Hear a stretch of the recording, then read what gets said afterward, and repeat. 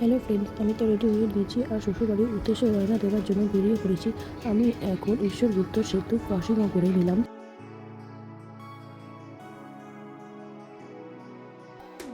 এই ঈশ্বরগুপ্ত সেতুকে আমরা সাধারণত কল্যাণী ব্রিজ নামেই জেনে থাকি।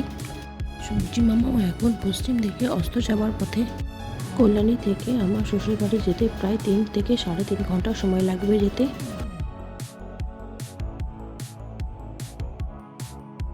হুগলি রিভার এনজয় করতে করতে আমরা মংরা ব্রিজে পৌঁছে গেলাম এবং মংরা ব্রিজে ক্রসিং করে নেব।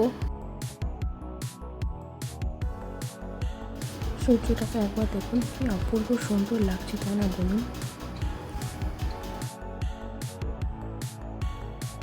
আমার শ্বশুরবাড়ি হচ্ছে আরামবাগের কাছে আদমবাগ। কল্যাণী থেকে প্রায় 3 থেকে 3.5 ঘন্টা সময় লাগে যেতে। কাজের সূত্রে আমাদের বাইরে থাকতে হয়, কি আর করবো বলুন।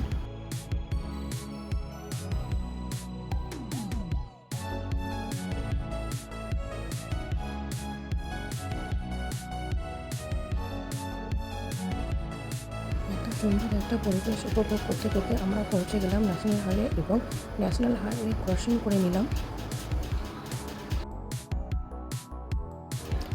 আকাশটা একবার দেখুন, কি অপূর্ব সুন্দর লাগছে। আমরা তারকেশ্বর পৌঁছে গেলাম।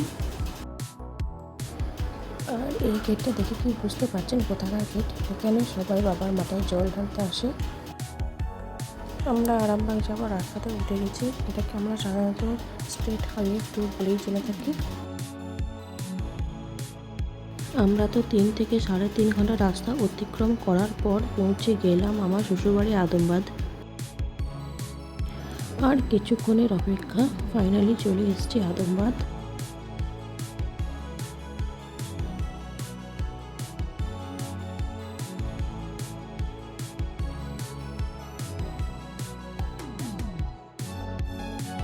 নেমে পড়েছি বাড়ির ঢালাই রাস্তাতে।